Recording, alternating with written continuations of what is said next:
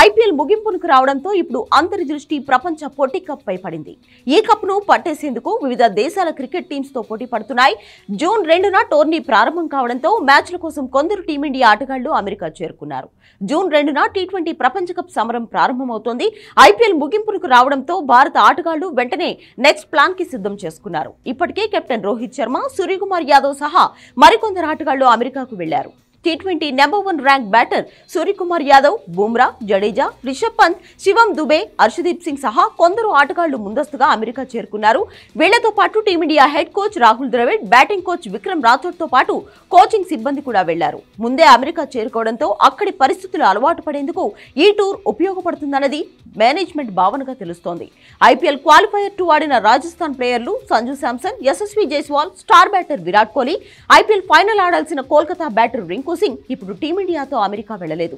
వాళ్ళు తొందరలోనే బయలుదేరతారు. టోర్నీలో జూన్ 5న ఐర్లాండ్ తో జరిగే గ్రూప్ మ్యాచ్ తో భారత్ ప్రపంచ కప్ వేటను మొదలు పెట్టనుంది. అమెరికా, విండీస్ వేదికగా ఈ మెగా టోర్నీ జరగనుంది.